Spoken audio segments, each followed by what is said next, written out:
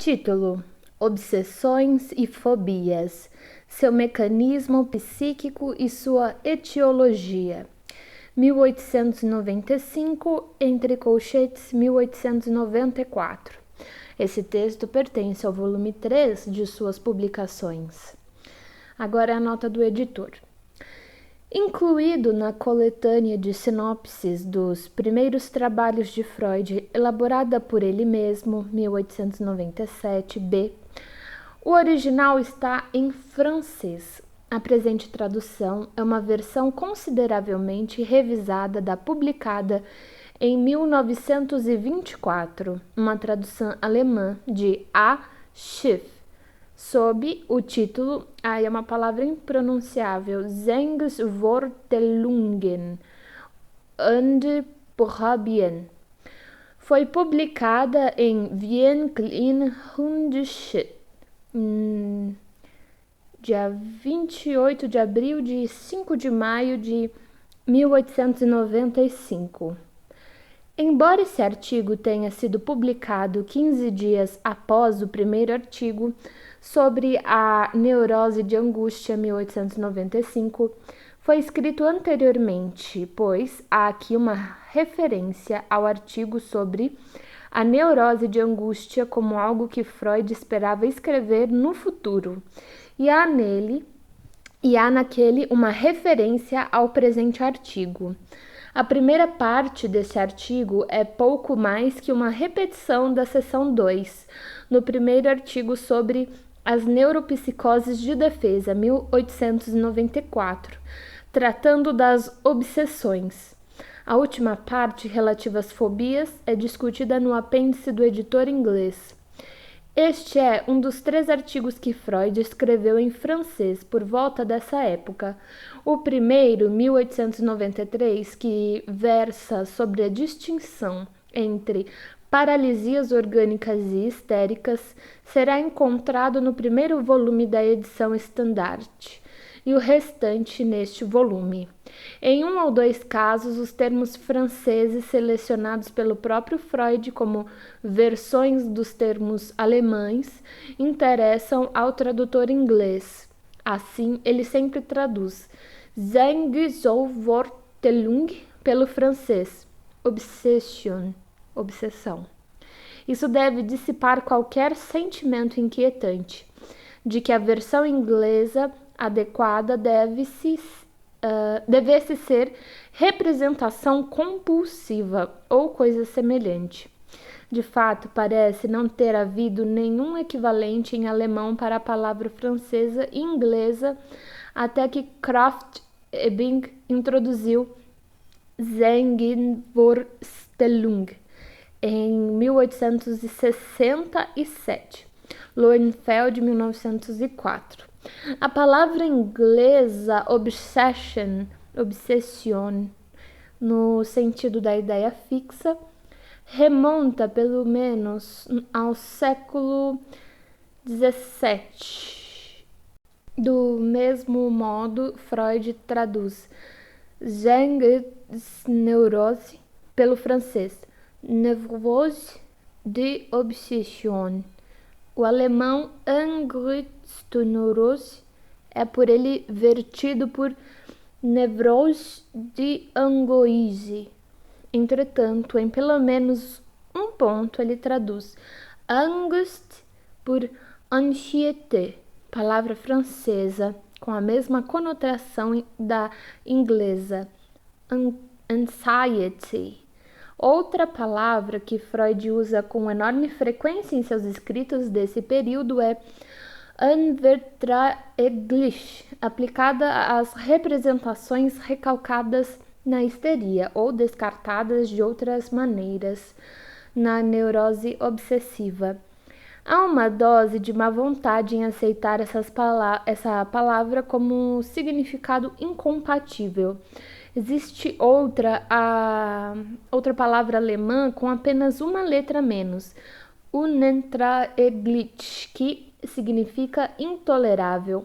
Esta última ocorre algumas vezes, provavelmente por erro de impressão, nas edições alemãs. e o termo intolerável foi adotado como tradução uniforme na maior parte do primeiro volume dos Collected Papers de 1824.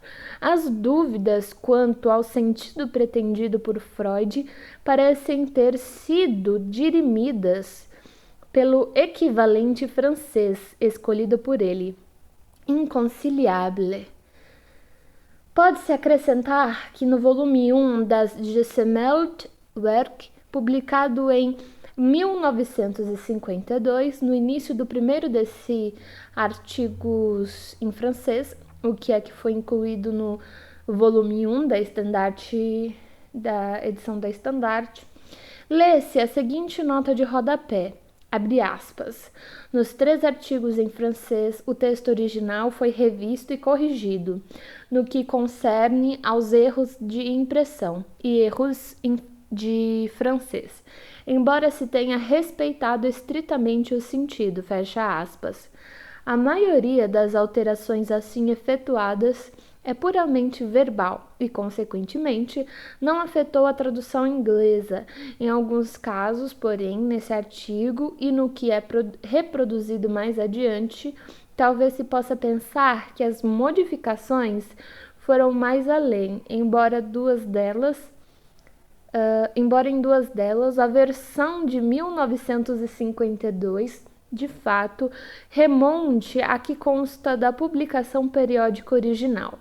Ao decidir sobre os casos duvidosos, deve-se ter em mente que o próprio Freud muito provavelmente leu por inteiro as reimpressões de 1906 e de 1925, já que acrescentou novas notas de rodapé a esta última. As versões de 1906 são as que adotamos usualmente no texto. Em todos os casos, fornece-se a alternativa numa nota de rodapé. Título: Obsessões e fobias, seu mecanismo psíquico e sua etiologia. Começarei por questionar 2 afirmações que têm sido frequentemente repetidas a respeito das síndromes de obsessões e fobias. Deve-se dizer, em primeiro lugar, que elas, aqui no texto está escrito ano, acho que foi um erro, que elas não podem ser incluídas na neurastenia propriamente dita, já que os pacientes afligidos por esses sintomas são ora neurastênicos, ora não são. E em segundo lugar, temos justificativa para encará-las como efeito de degeneração mental, pois são encontradas em pessoas mais degeneradas do que a maioria dos neuróticos em geral, e porque às vezes elas se recuperam e outras vezes conseguimos até mesmo curá-las.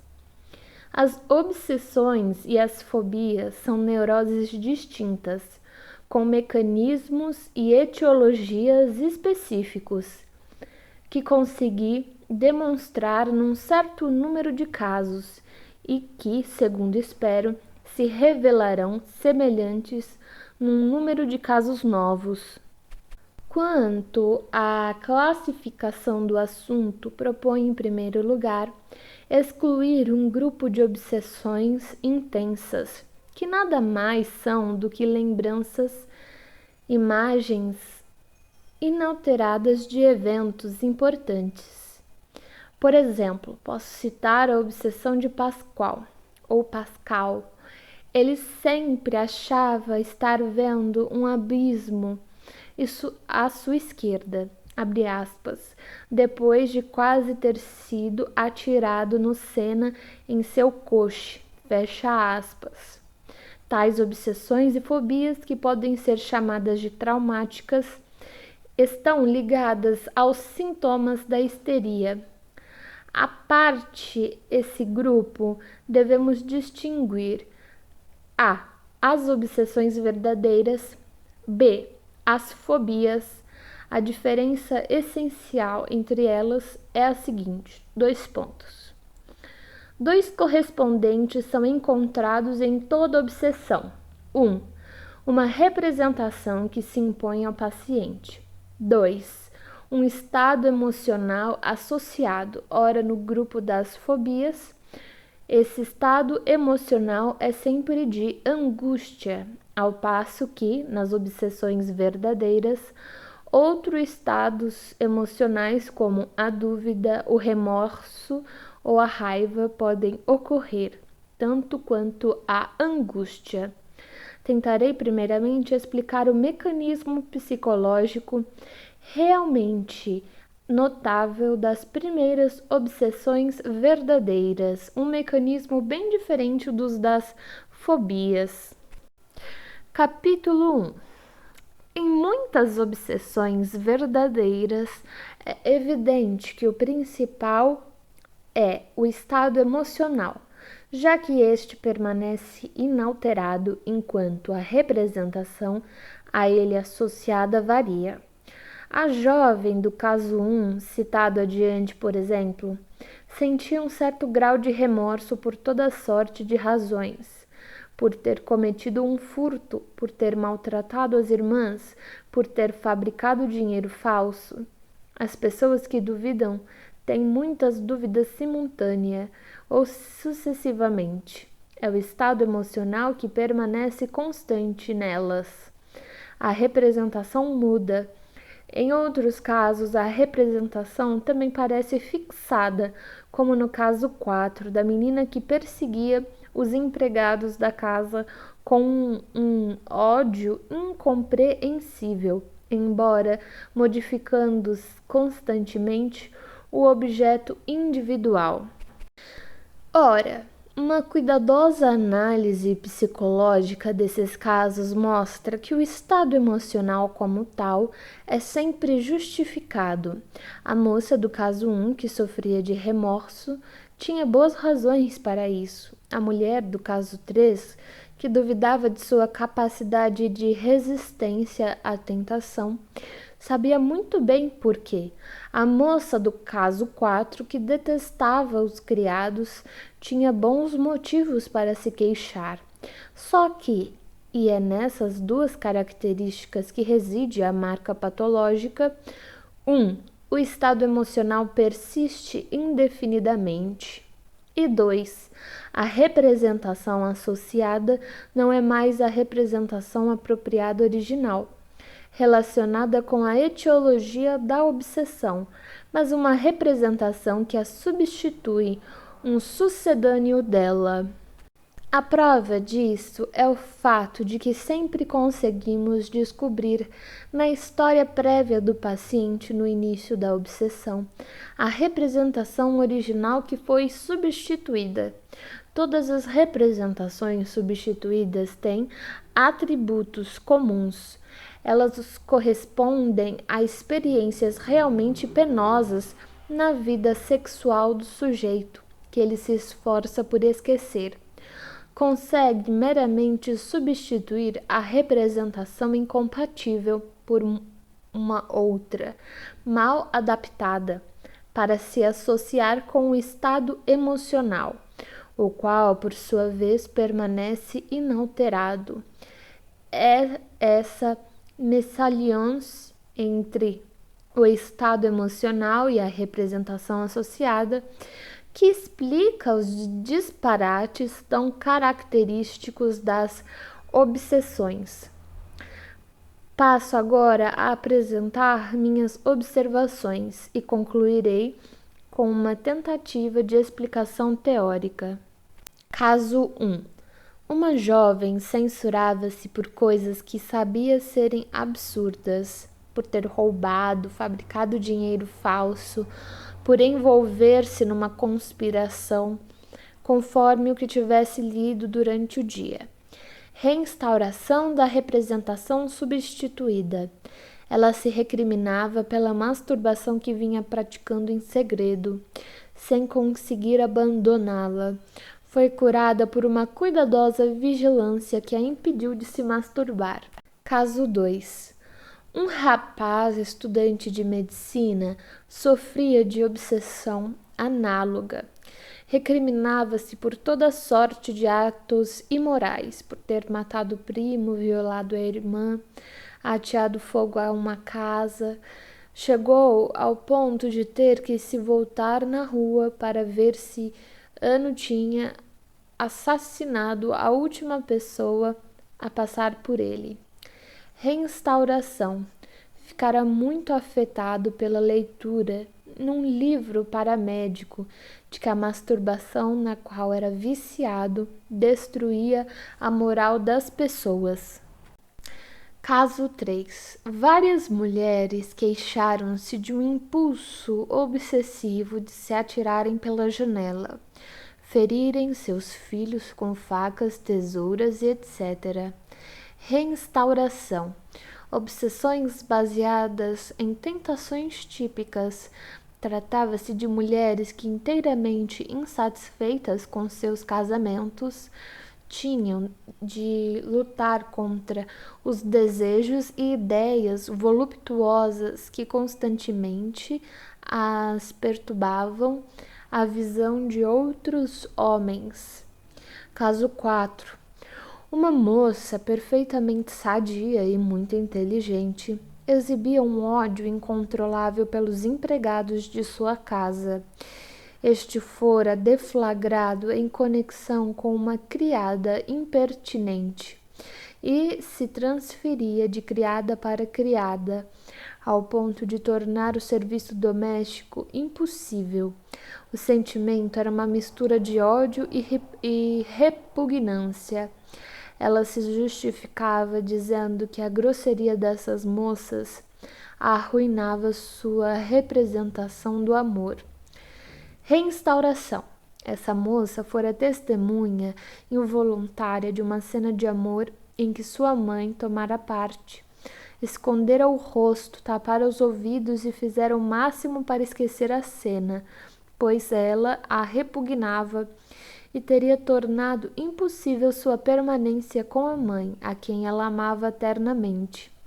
Teve êxito em seus esforços, mas a raiva pela maculação de sua representação do amor persistiu dentro dela, e esse estado emocional logo se ligou à representação de alguma pessoa que assumisse o lugar de sua mãe. Caso 5. Uma jovem se isolara quase completamente por causa de um medo obsessivo da incontinência urinária. Não podia mais sair de seu quarto ou receber visitas, sem ter urinado inúmeras vezes. Quando estava em casa ou inteiramente só, o medo não a perturbava. Reinstauração. Tratava-se de obsessão baseada na tentação ou na desconfiança. Ela não desconfiava de sua bexiga, mas de sua resistência aos impulsos eróticos. A origem da obsessão mostra-o claramente. Uma vez no teatro, vendo um homem que a atraía, ela sentiu um desejo erótico acompanhado, como as pulsões espontâneas nas mulheres sempre o são, de um desejo de urinar. Foi obrigada a deixar o teatro e, a partir desse momento, viu-se presa do medo de experimentar a mesma sensação. Mas o desejo de urinar substituíra o desejo erótico. Ficou completamente curada. Embora os casos que enumerei mostrem graus variáveis de complexidade, têm em comum o seguinte: a representação original incompatível foi substituída por outra representação, a representação substituta. Nos casos que acrescento agora, a representação original foi substituída, mas não por outra representação. Foi substituída por atos ou impulsos que serviram originalmente como medidas de alívio ou como procedimentos protetores e que são agora grotescamente associados a um estado emocional que não lhes é adequado, mas que permaneceu inalterado e continuou a ser tão justificável quanto em sua origem. Caso 6. A aritmomania obsessiva. Uma mulher via-se na obrigação de contar as tábuas do assoalho, os degraus da escada, etc., atos estes que praticava num ridículo estado de angústia. Reinstauração. Ela começara a contar para desviar sua mente das representações obsessivas de tentação. Conseguira fazê-lo, mas o impulso de contar substituíra a obsessão original. Caso 7. Preocupação e especulação obsessivas. Uma mulher sofria de ataques dessa obsessão, que só cessavam quando ela adoecia, cedendo então lugar a temores hipocondríacos. O tema de sua preocupação era sempre uma parte ou função de seu corpo, por exemplo, a respiração. Por que preciso respirar? Suponhamos que eu não queira respirar, etc. Reinstauração. Logo no princípio ela sofrera do medo de enlouquecer, fobia hipocondríaca bastante comum entre as mulheres não satisfeitas por seus maridos, como era seu caso. Para se assegurar de que não estava louca, de que estava ainda de posse de suas faculdades mentais, começara a fazer perguntas e a se interessar por problemas sérios. Isso inicialmente a acalmara, mas com o tempo o hábito da especulação substituiu a fobia. Por mais de 15 anos, alternaram-se nela períodos de medo, patofobia e de especulação obsessiva. Caso 8. Folie du doute. Vários casos mostraram os sintomas típicos dessa obsessão, mas foram explicados de forma muito simples.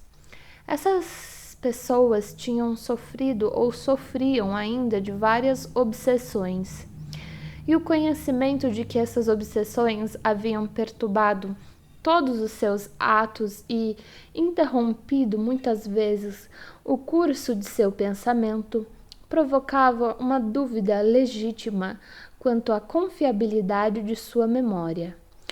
Todos já tivemos nossa confiança abalada, já fomos forçados a reler uma carta ou refazer um cálculo.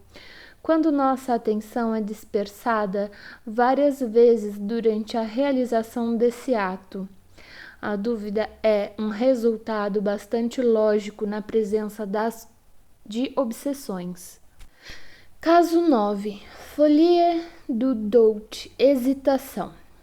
A moça do caso 4 se tornara extremamente vagarosa na execução de todos os seus atos cotidianos, em especial na de sua toilette. Levava horas para amarrar os sapatos ou limpar as unhas.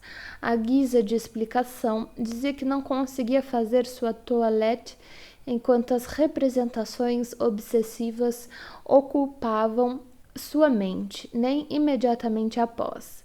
Assim, acostumara-se a esperar um intervalo definido depois de cada retorno da representação obsessiva.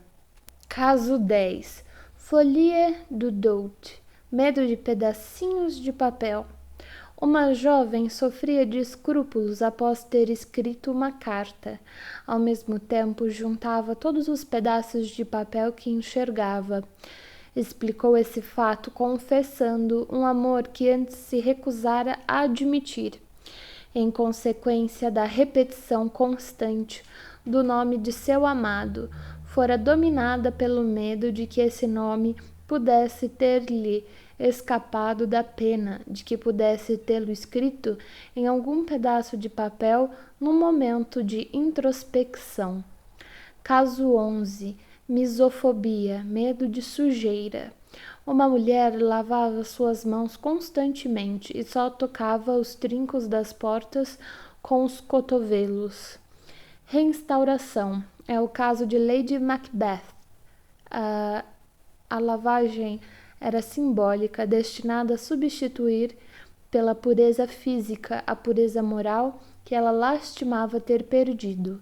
Atormentavam-na os remorsos pela infidelidade conjugal, cuja lembrança ela resolvera banir da mente. Além disso, costumava lavar seus órgãos genitais.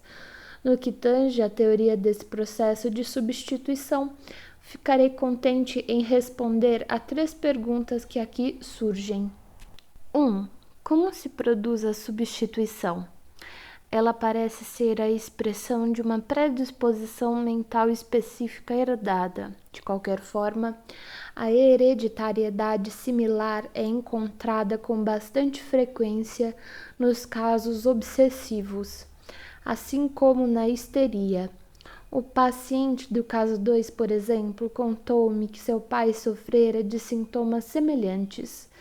Certa vez, o rapaz me apresentou a um primo em 1º grau que tinha obsessões e um tique convulsivo, e a filha de sua irmã, de 11 anos, que dava sinais de obsessões, provavelmente de remorso. 2. Qual o motivo da substituição? Penso que ele pode ser considerado como um ato de defesa, ambière, do ego contra a representação incompatível.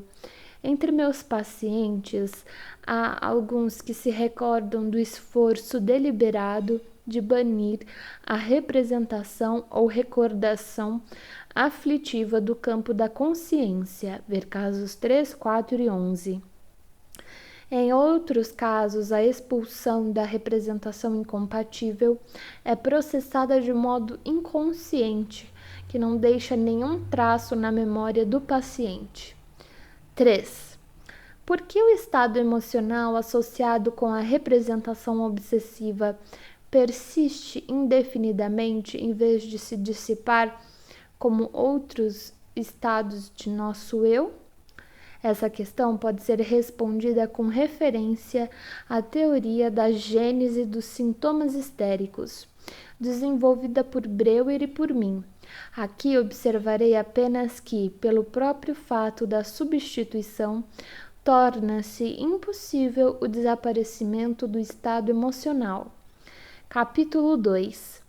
Além desses 2 grupos de obsessões verdadeiras, há a classe de fobias que deve ser agora considerada. Já mencionei a grande diferença entre obsessões e fobias. Nestas últimas, a emoção é sempre a de angústia, de medo. Poderia acrescentar que as obsessões são variadas e mais especializadas, enquanto as fobias mais monótonas e típicas. Mas essa distinção não é de importância capital. Entre as fobias é também possível diferenciar 2 grupos, conforme a natureza do objeto temido. 1. Fobias comuns, medo exagerado de coisas que todos detestam ou temem, em alguma medida, tais como a noite, a solidão, a morte, as doenças, os perigos em geral, as cobras, etc. 2. Fobias contingentes, medo de condições especiais que não inspiram medo ao homem normal, por exemplo, agorafobia e as outras fobias da locomoção. É interessante notar que essas fobias não têm o traço obsessivo que caracteriza as verdadeiras obsessões e as fobias comuns. O estado emocional só aparece nesses casos em condições especiais que o paciente evita cuidadosamente. O mecanismo das fobias é totalmente diferente do das obsessões. A substituição não é mais o traço predominante nas primeiras. A análise psicológica não revela nelas nenhuma representação incompatível substituída. Nunca se encontra nada além do estado emocional de angústia, que por uma espécie de processo seletivo traz à tona todas as representações adequadas para se tornarem alvo de uma fobia, no caso da agorafobia, etc. Encontramos frequentemente a recordação de um ataque de angústia, e o que o paciente de fato teme é a ocorrência de tal ataque nas condições especiais em que acredita não poder escapar dele. A angústia pertinente a esse estado emocional que subjaz a todas as fobias não deriva de qualquer lembrança. Bem podemos imaginar qual seja a fonte dessa poderosa condição do sistema nervoso. Espero poder demonstrar em outra ocasião que há motivos para se distinguir uma neurose especial, a neurose de angústia, cujo principal sintoma é esse estado emocional. Enumerarei então seus vários sintomas e insistirei sobre a necessidade de diferenciar essa neurose da neurastenia, com a qual é agora confundida. As fobias, portanto, fazem parte da neurose de angústia e quase sempre acompanhadas por outros sintomas do mesmo grupo.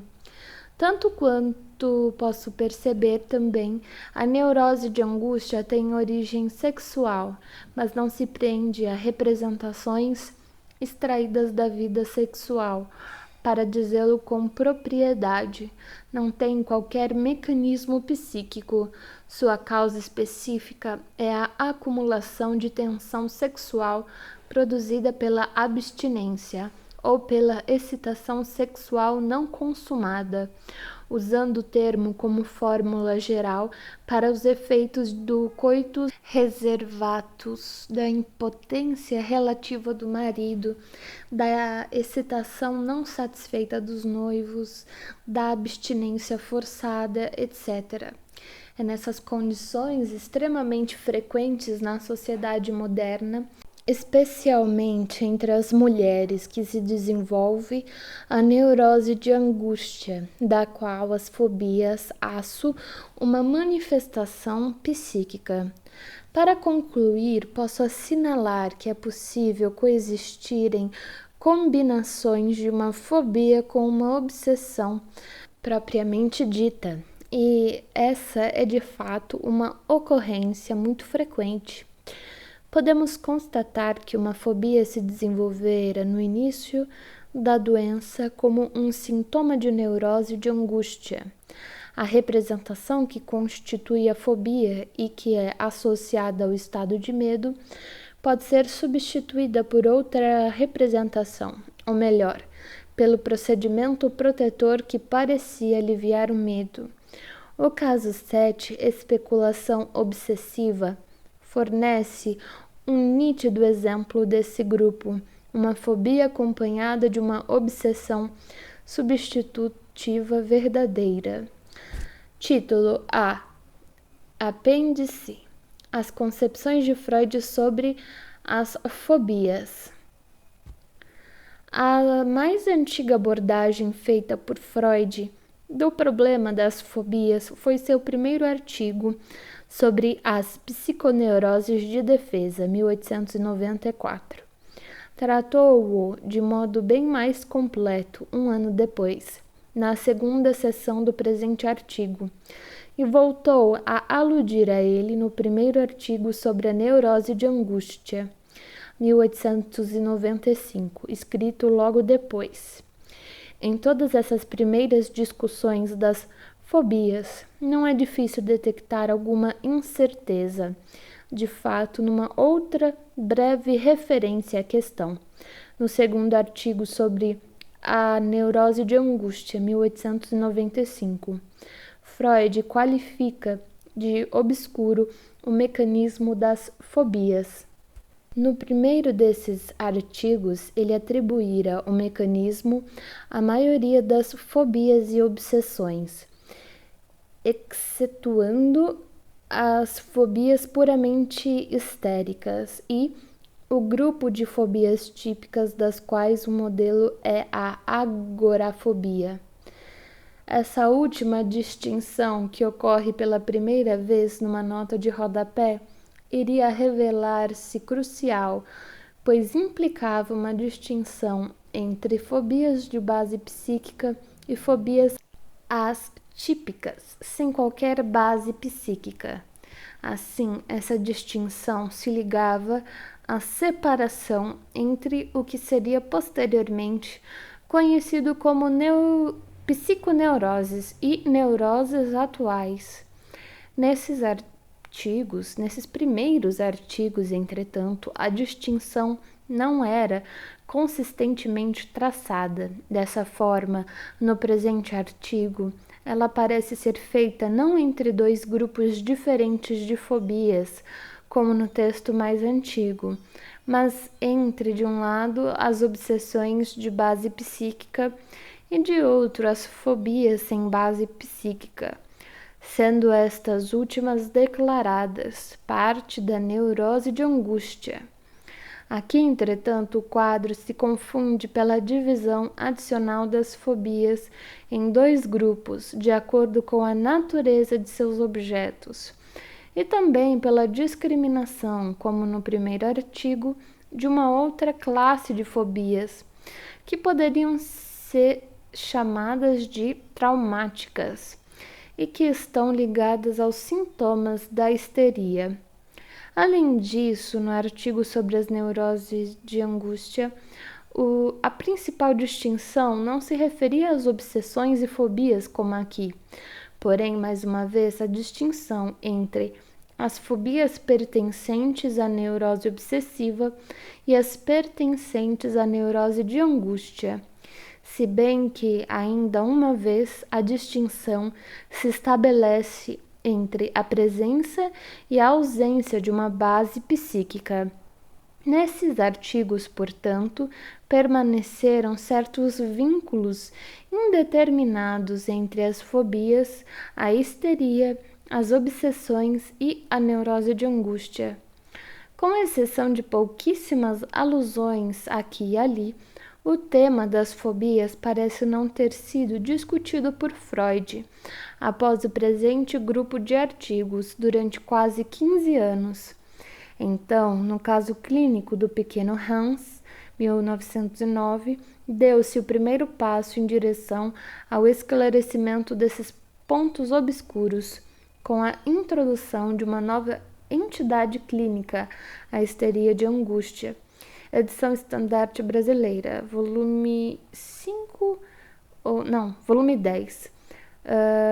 Naquele texto, Freud observou que as fobias devem ser consideradas apenas como síndromes que podem fazer parte de várias neuroses, e não precisamos classificá-las como um processo patológico independente. E propôs então o nome histeria de angústia para um tipo específico de fobia cujo mecanismo se assemelhava ao da histeria. Foi nesse caso clínico e no caso posterior do Homem dos Lobos, 1918 e entre colchetes 1914, que Freud forneceu sua mais completa descrição clínica das fobias, ocorrendo ambas naturalmente em crianças. Um pouco mais tarde, em seus artigos metapsicológicos sobre o recalcamento e o inconsciente, 1915, ele entrou numa discussão detalhada da metapsicologia do mecanismo que produz as fobias, quer relacionadas à histeria ou à neurose obsessiva. Edição 1, Estandarte Brasileira, volume 14, Editora Imago, 1974. Restou, porém, o problema das fobias típicas da neurose de angústia, que remonta ao primeiro do presente conjunto de artigos. Aqui, como vimos, toda a questão das neuroses atuais estava envolvida e esta só seria inteiramente elucidada ainda mais tarde em Inibição, Sintoma e Angústia, 1926, cujo núcleo é um reexame das fobias do pequeno Hans e do Homem dos Lobos.